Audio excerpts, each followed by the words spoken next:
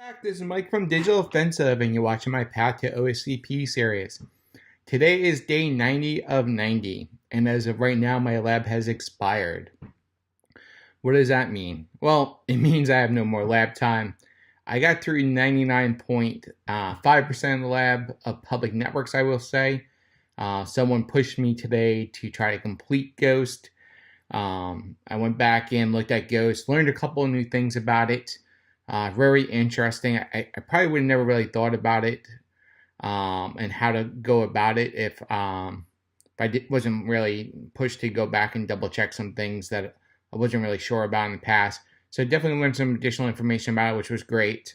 Was able to get a low privilege shell in the box. I'm pretty sure within 99% correctness that I did have the path to root figured out. But because most things OSCP related, it's not a simple click and exploit type deal. It required some modifications and some additional reading. And before I had enough time to get through all that, I ran out of time. One thing I did notice that was interesting about the expiration of my labs is you can see here, my labs are supposed to terminate at 1:30 p.m. Eastern time, American New York time, which is Eastern. You can see down here that at 1:27, my labs was cut off with an auth failed. So basically my account was terminated at that point and my access was revoked. I did notice this as well in previous attempts, as well as my last exam attempt. It seemed like a minute or two before the lab or the exam was actually supposed to stop, connectivity was cut off. Now, I don't know what the cause is. I don't think it's anything malicious. It's probably some type of like clock drift or how their scripts are configured so that it gets cut off. I don't know. But either way, there was definitely a few minutes difference. Now, would the few minutes made a difference? Probably not. Even though I'm pretty sure I had the correct path, I was working through a couple of errors, reading through them. And I probably would still need probably another hour to get through it. Either way, no big deal. So what's going on next? Exam is scheduled, as you see here, Thursday at 10 o'clock a.m. So basically 10 o'clock in the morning, I will be logging on. Well, actually before 10 o'clock in the morning, I'll be logging on. Going through the initial setup. Make sure my camera works, all that stuff with the proctor. This is my first attempt with a proctor, so that'll be interesting. I heard people say that you have to let them know when you're leaving the room and things like that, and they're constantly taking notes about different activities occurring in your area. So we'll see how it goes. The majority of the day, I'll be home alone with no one in the house, and I believe, unlike last time, I believe my wife's going to come home that day with my little one. And basically, they're going to go do their own thing, so they may stop in my office, say hello, whatnot. Which, according to the site, that's not a big deal, and should be no problems with that. Yep. So let's see what else is going on. So what else have I started looking at? So I started working out, creating some documentation for the lab. So I have some quick reference guides. And one thing I'll ask you guys to do as you watch this video, if you know any other tips or tricks that I should be throwing into my command list here, please do so. Comment below with the command that you think is most needed or enumeration tip that you have. Throw it in the comments below. It will not only help me out, but it can help other people out too. I will go through all the comments I get and I'll post them into this script here if I deem them worthy of posting in here for me to use during the exam. Now, I'm not asking for cheating or anything like that. I'm just asking, do you have another favorite Nmap syntax to use? Do you have a different web enumeration script you like using? I probably will be using a mixture of GoBuster and Derby, as well as Nikto, with different word lists. I did customize one of my word lists. I did take that Derbuster word list for the Medium 2.3 directories, and I removed manual and manuals out of it. And the reason I did this is if you're scanning a default Apache site, you'll get kind of tar-pitted for a while as it goes to all the manuals.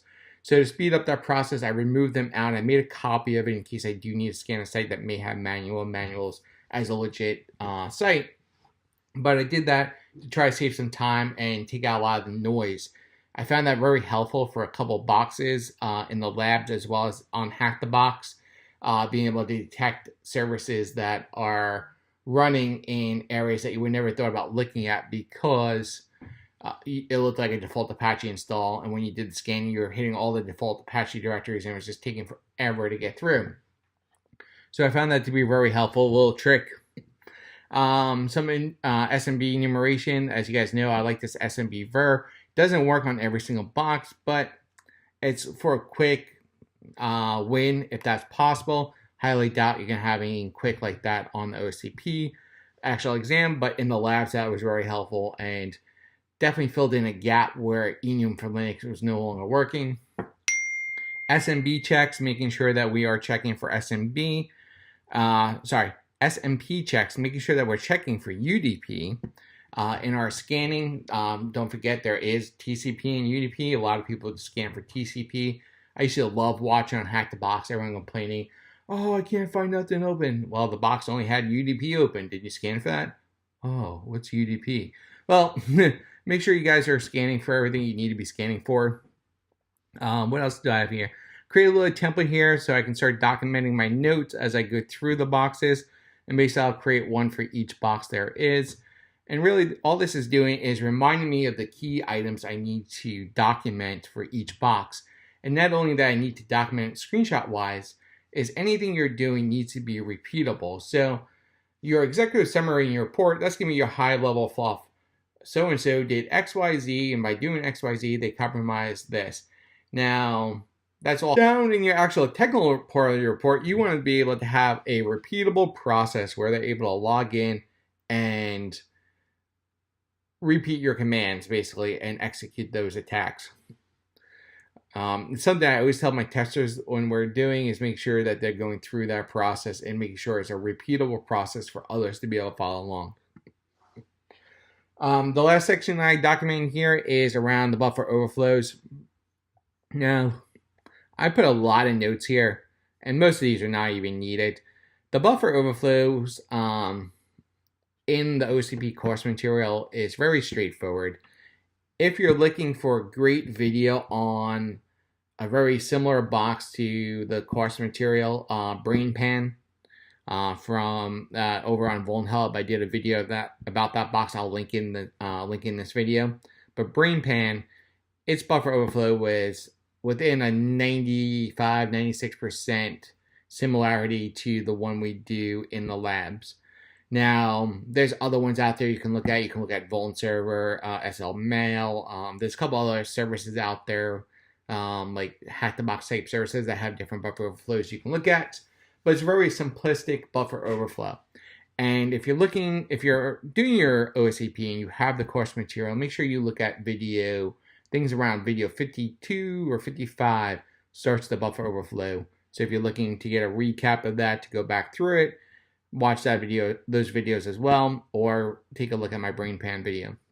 But basically all I did here is basically grab my bad character, so I have that readily available. I already moved out X00 because we know by default that's almost always a bad character. And then basically just a high level of the process I need to walk through as I build my fuzzer and do my testing and basically make sure my EIP is controlled by me and being able to go from EIP to ESP and then over to my code for execution. So I have that all documented out as well.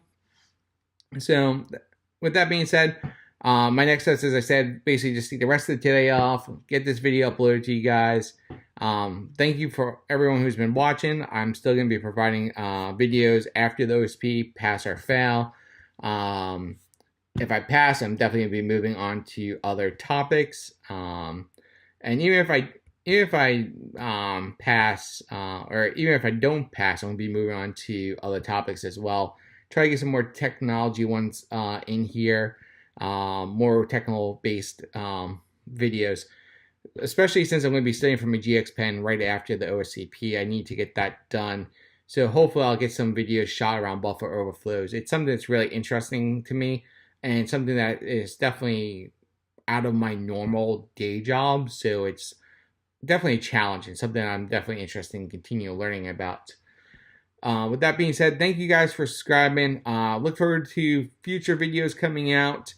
And until next time, make sure you click the subscribe button and the bell to be notified when new videos come up. And have a good day. Thanks.